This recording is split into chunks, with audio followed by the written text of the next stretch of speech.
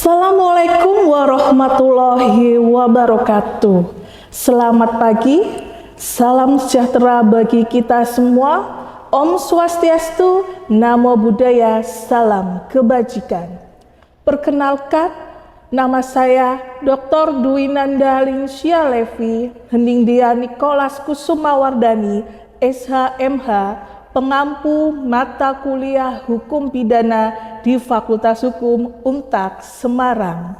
Mata kuliah Hukum Pidana adalah mata kuliah wajib dengan bobot SKS 4 SKS yang merupakan mata kuliah wajib dengan capaian pembelajaran mata kuliah sebagai berikut.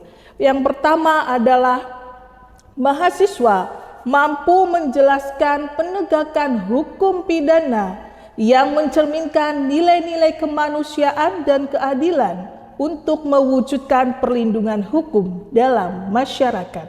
Selanjutnya, mahasiswa mampu menguasai konsep teoritis tentang asas-asas hukum pidana, doktrin, dalil, peraturan perundang-undangan, dan menerapkannya dalam kasus konkret. Selanjutnya, mahasiswa mahir dalam menganalisa dan menyelesaikan kasus pidana yang ada di masyarakat. Selanjutnya, melalui capaian pembelajaran ini, mahasiswa mampu menjelaskan kedudukan ilmu pengetahuan hukum pidana dan hubungannya dengan ilmu-ilmu yang lain, serta mampu menjelaskan hakikat hukum pidana, dan mahasiswa mampu menjelaskan mengenai pengertian pidana, pemidanaan, dan tindakan, serta menjelaskan fungsi hukum pidana dan sumber hukum pidana, dan mahasiswa mampu menerangkan riwayat di dalam KUHP.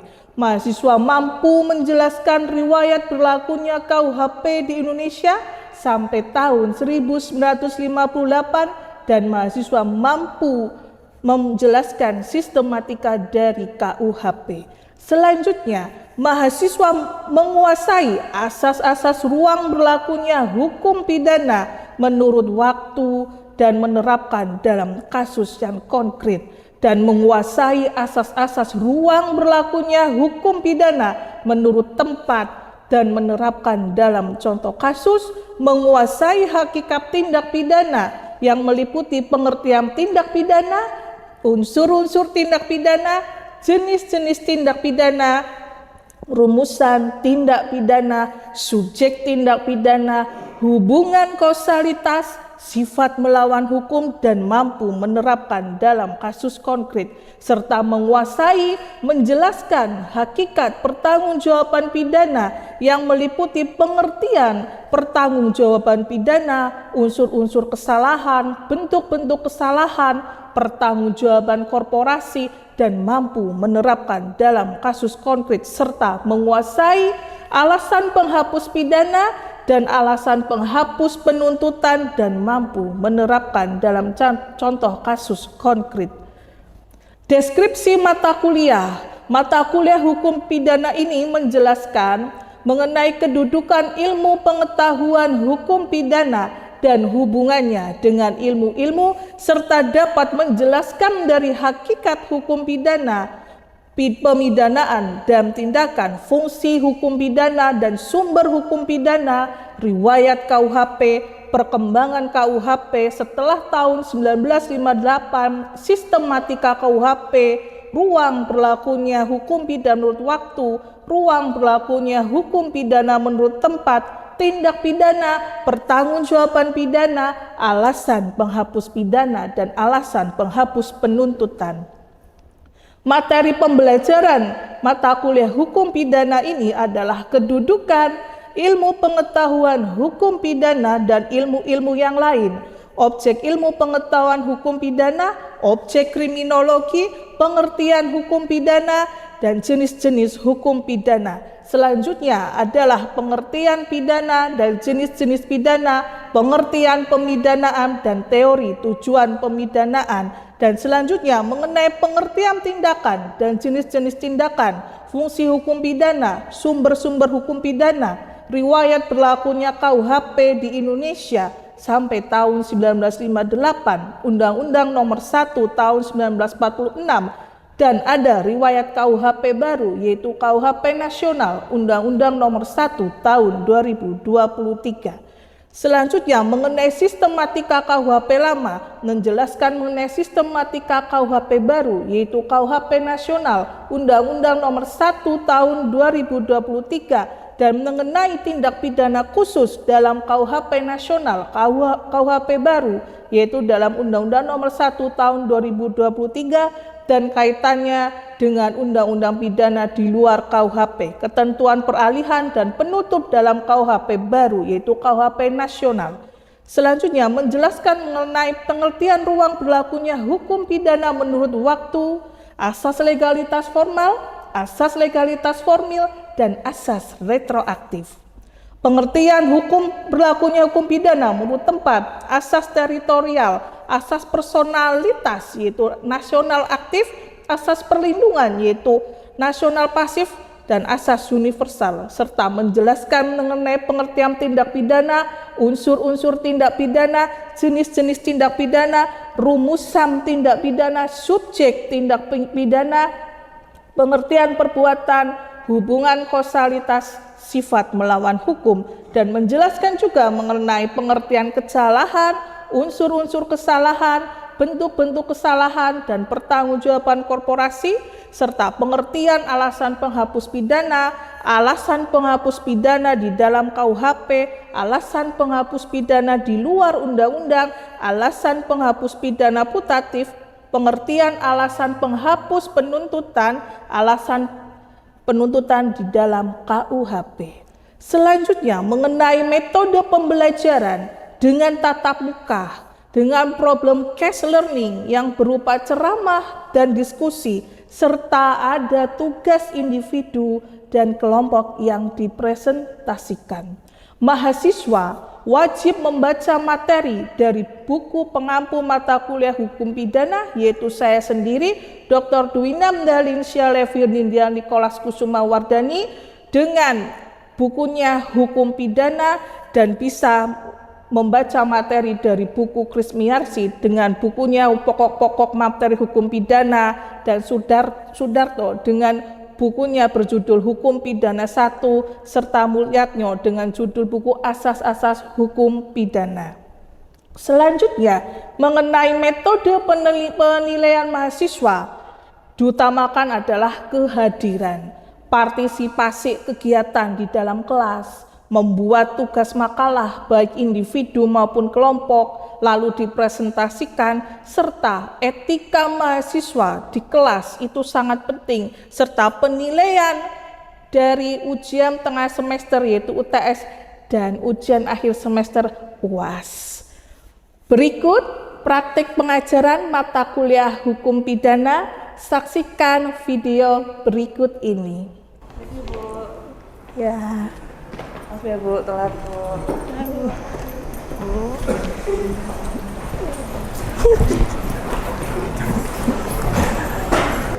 Assalamualaikum warahmatullahi wabarakatuh. Waalaikumsalam warahmatullahi wabarakatuh. Selamat pagi semuanya. Salam sejahtera bagi kita semua. Om Swastiastu, Namo Buddhaya, salam kebajikan. Perkuliahan hari ini membahas mengenai hukum pidana. Hukum pidana di Fakultas Hukum Untak Semarang dengan bobot 4 SKS adalah mata kuliah wajib. Sehingga kalian harus mengikuti perkuliahan ini dengan baik dan seksama. Nah, untuk perkuliahan hari ini materi pembelajarannya adalah mengenai yang pertama, pengertian hukum pidana. Lalu kemudian dilanjutkan dengan inti hukum pidana, jenis-jenis hukum pidana, lalu tujuan dari hukum pidana. Nah, pengertian hukum pidana. Hukum pidana itu sebenarnya apa sih hukum pidana? Seperti kita ketahui bersama bahwa sistem hukum kita adalah sistem hukum civil law.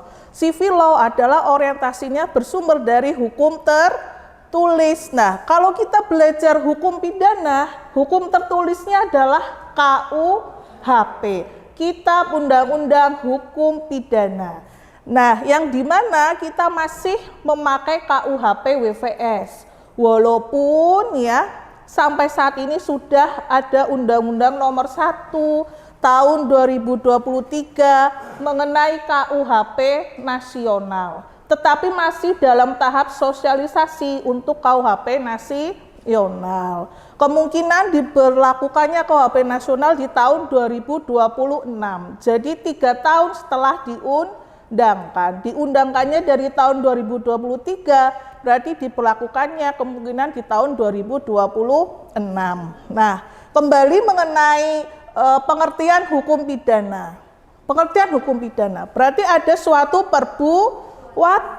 perbuatan yang memenuhi syarat-syarat tertentu. Di sini adalah perbuatan yang dilakukan oleh orang yang memungkinkan adanya pemberian pidana.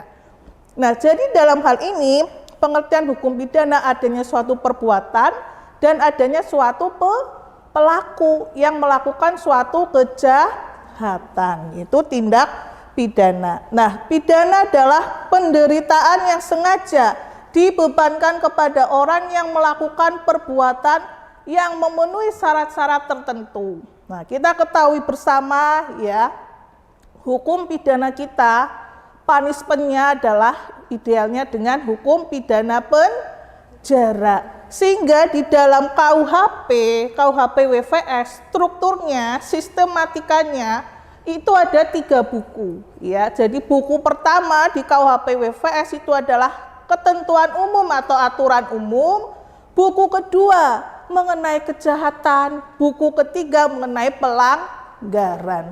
Nah, kalau kita berbicara mengenai tindak pidana, berarti termuat di dalam buku kedua kejahatan dan buku ketiga adalah pelanggaran. Berbeda dengan KUHP nasional di Undang-Undang Nomor 1 Tahun 2023. Berbeda karena buku pertama di dalam KUHP nasional itu adalah ketentuan umum atau aturan umum dan buku kedua adalah tindak pidana. Nah, jadi di dalam KUHP nasional tindak pidana menjadi suatu terminologi tunggal di dalam Undang-Undang Nomor 1 Tahun 2023, yaitu KUHP nasional. Nah, selanjutnya adalah mengenai hukum pidana. Ini ada beberapa pendapat para ahli, yaitu Mulyatno, Zainal Abidin, dan Sudarto. Yang pada intinya adalah hukum pidana pasti diberikan sanksi hukuman. Hukumannya adalah pidana penjara. Karena di dalam KUHP WVS ya masih memakai paradigma yang positivisme. Artinya apa? Masih berpacu kepada di dalam undang-undang KUHP WVS yang dimana memang ketentuannya adalah pidana penjara. Berbeda dengan nanti di KUHP nasional, Undang-Undang Nomor 1 Tahun 2023, itu ada istilah restoratif justice, yang dimana restoratif justice itu diperuntukkan untuk tindak pidana ringan. Jadi tidak semua tindak pidana bisa dilakukan dengan restoratif justice, hanya untuk tindak pidana ringan. Tujuannya apa? Tujuannya adalah untuk mengurangi kepadatan di lapas ya. Karena kita ketahui bersama bahwa lapas di Indonesia sudah mengalami overpopulation ya. Jadi kalau untuk mengurangi strategi lapas untuk mengurangi kepadatan lapas ya dengan restoratif justice, dengan adanya suatu perdamaian antara pihak pelaku dan pihak korban yang sama-sama berembuk bersama untuk mendapatkan solusi. Solusinya bisa dengan ganti kerugian. kerugian ya. Nah, selanjutnya mengenai inti hukum pidana. Jadi ini ada hukum pidana material, hukum pidana formil, yaitu hukum acara pidana, dan hukum penitensier, yaitu hukum pelaksanaan pidana. Nah, kita ini belajar hukum pidana material karena KUHP. Berbeda kalau kita mempelajari tentang hukum pidana formil. Hukum pidana formil adanya di KUHP, Kitab Undang-Undang Hukum Acara Pidana. Nah, antara hukum pidana material dan hukum pidana formil saling bersinergi, saling berkesinambungan. Karena apa? Untuk menjustifikasi orang tersebut adalah pelaku tindak pidana harus berdasarkan alat bukti. Alat bukti terdapat di KUHP, yang dimana di dalam KUHP itu ada alat buktinya ada 5, yaitu keterangan saksi, keterangan ahli, keterangan terdakwa, surat maupun petunjuk. Dan untuk menjustifikasi seseorang itu adalah pelaku tindak pidana harus berdasarkan 2 alat bukti. Jadi ini saling bersinergi antara hukum pidana material dan hukum pidana formil. Nah, tadi sudah. Nah, sekarang tujuan hukum pidana. Tujuan hukum pidana itu apa sih? Selain membuat pelaku ini menimbulkan suatu efek jera dengan pidana penjara, sebenarnya tujuan hukum pidana adalah kerana reintegrasi sosial. Sehingga apa? Sehingga mantan narapidana ini bisa dapat diterima kembali di masyarakat. Seharusnya seperti itu tujuan dari hukum pidana, selain memberikan suatu efek jera, tetapi juga untuk memulihkan perbaikan dari pihak pelakunya sehingga dapat diterima kembali di masyarakat ketika si pelakunya sudah menjalani hukuman penjara. Realitanya banyak sekali mantan narapidana tidak istilahnya itu tidak diterima kembali oleh masyarakat dikarenakan masih ada labeling jahat pada diri mantan narapidana tersebut, yang padahal mantan narapidana tersebut sudah diberikan suatu pembekalan yang baik, suatu pembekalan yang bagus di lapas dengan proses pembinaan narapidana yang baik. Tetapi di masyarakat terkadang masih memandang buruk mantan narapidana. Nah, sehingga tujuan hukum pidana ini seharusnya selain memberikan suatu efek jera, juga harus memulihkan keadaan dari si mantan narapidana setelah menjalani hukuman penjara. Nah, sampai di sini ada yang mau ditanyakan atau tidak? Ya, baik. Bagaimana perealisasian KUHP? Apakah sudah sesuai dengan yang ada di buku tersebut? Ya, baik. Ada yang mau menjawab? Izin menjawab. Mungkin merealisasikan KUHP yang lama itu dari BPS peninggalan Belanda itu banyak sekali kekurangan, sehingga nanti pada KUHP baru keluaran Undang-Undang Nomor 1 2023 itu akan menutup kekurangan dari BPS yang lama, buku yang lama. Ya, betul ya. Pertanyaannya bagus dan jawabannya juga sudah baik. Jadi, Ibu sekedar menambahkan bahwa memang di KUHP WVS ini masih terrealisasi adanya kolonialisasi Belanda, sehingga memang masyarakat Indonesia ini kan beraneka ragam, memiliki keunikan tersendiri kan untuk masyarakat Indonesia, ada keanekaragaman suku, budaya, bahasa, dan lain sebagainya. Sehingga seharusnya KUHP itu harus disesuaikan dengan masyarakat Indonesia. Nah, di dalam KUHP nasional ini sebenarnya sudah terrealisasikan semuanya untuk masyarakat Indonesia. Contohnya apa? Di dalam KUHP nasional di Undang-Undang Nomor 1 tahun 2023 ini ada the living law. The living law adalah hukum yang hidup di masyarakat. masyarakat. Kita ketahui bersama bahwa masyarakat Indonesia ini adalah kental dengan hukum adat. Nah, mengenai the living law, hukum yang hidup di masyarakat ini sudah ada di dalam di dalam KUHP nasional, yaitu Undang-Undang Nomor 1 Tahun 2023. Yang dimana di dalam KUHP WFS ini kan belum ada mengenai apa itu the living law, hukum yang hidup di masyarakat.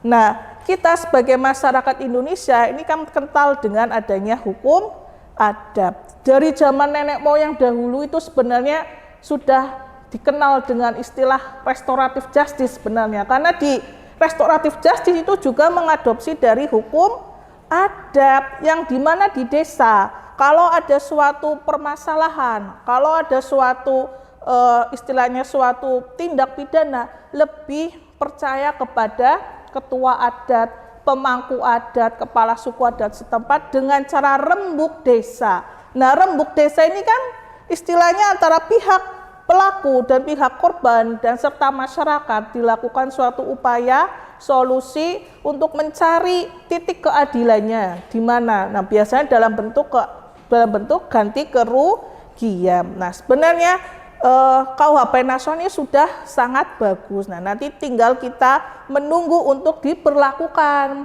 Karena ini masih dalam tahap sosialisasi, menunggu diberlakukan untuk KUHP nasional kita. Ada lagi yang mau ditanyakan? Ya. Bu, saya izin bertanya untuk kembali mengenai mantan narapidana tadi. Untuk mantan narapidana sendiri ini kan masih sering banget mendapatkan stigma negatif berkepanjangan dari masyarakat.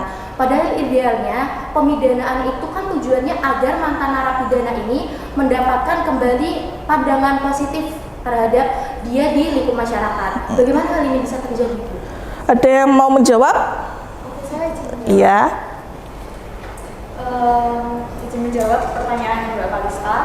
Untuk si mantan narapidana yang sering mendapatkan stigma negatif itu juga karena kurang edukatif dari masyarakat sekitar ya, karena tentang pemidanaan dan rehabilitasi si narapidana itu, si mantan narapidana itu.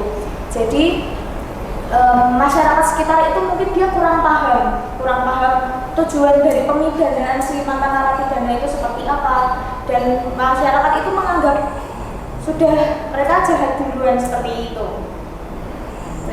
Iya, bagus ya pertanyaannya dan serta jawabannya juga sudah baik. Jadi begini, sekedar Ibu menambahkan mengenai pertanyaan yang tadi, mengenai mantan narapidana selalu mendapatkan stigma negatif di masyarakat. Kenapa ini bisa terjadi? Padahal sesuai dengan tujuan hukum pidana tadi yang sudah Ibu jelaskan, bahwa tujuan hukum pidana itu tidak hanya sekedar memberikan efek jera kepada si pelaku dengan pidana penjara, tetapi dengan pidana penjara mereka kan diberikan pembekalan. Pembekalannya adalah suatu pembinaan narapidana yang sudah bagus ya, yang artinya sudah bagus dan sudah baik yang ada di dalam lapas. Tapi faktanya ya, realitanya, kenapa masyarakat masih menganggap bahwa narapidana itu selalu berkelakuan jahat. Nah, inilah yang seharusnya perlu edukasi ya, sebenarnya edukasi kepada masyarakat ya, bahwa tidak semua narapidana itu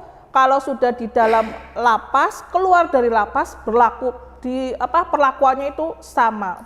Istilahnya itu masih jahat, tetapi mereka sudah dilakukan suatu pembinaan sehingga kan seharusnya masyarakat mengetahui bahwa mantan narapidana itu sebenarnya sudah berkelakuan baik. Tapi memang ya proses istilahnya itu di masyarakat ya, sanksi sosial di masyarakat ini lebih apa ya, istilahnya lebih jerak gitu ya. Sanksi di masyarakat ini sangat jerak kepada pihak pelaku kejahatan. Selain pidana penjara, sanksi sosialnya ini juga sangat menakutkan untuk pelaku tindak pidana, untuk pelaku kejahatan, karena masyarakat ini masih menganggap bahwa ex-napi, mantan narapidana itu adalah orang jahat, labeling orang jahat ya. Jadi walaupun dia sudah melakukan suatu kebaikan ya, terus ternyata dengan satu kejahatan itu mereka selalu dianggap jahat. Itulah labelingnya itu seperti itu. Sanksi sosialnya sangat menakutkan ya. Nah, bagaimana itu bisa terjadi? Ya, karena tidak adanya edukasi, tidak adanya suatu edukasi kepada masyarakat, seharusnya selalu diberikan suatu penyuluhan hukum. Agar apa? Agar masyarakat tidak selalu menjudge bahwa mantan narapidana adalah orang yang selalu jahat. Ya, padahal dari tujuan hukum pidana adalah juga pemulihan ketika pelaku tindak pidana sudah dilakukan suatu pembinaan, ya dapat diterima kembali di masyarakat, ya. Nah, mengenai perkuliahan hari ini, ya, mengenai tadi pengertian hukum pidana, jenis hukum pidana, inti hukum pidana, lalu ada tujuan hukum pidana. Kalian sudah paham mengenai perkuliahan hari ini? Paham, ya. Nah, selanjutnya, ya, kalian ada tugas kelompok, ya. Nanti kalian mengerjakan tugas kelompok, dipresentasikan di minggu depan, ya. Mengenai apa? Mengenai tentang tujuan hukum pidana. Kalian presentasikan itu, mengenai tujuan hukum pidana itu seperti apa sih sebenarnya kalau dikaitkan dengan perilaku masyarakat, perilaku mantan narapidana itu bagaimana? Jelas sampai di sini? Jelas. Ya. Kalau sudah jelas, Ibu akhiri perkuliahan hari ini. Assalamualaikum warahmatullahi wabarakatuh. Tetap semangat dan salam sehat selalu.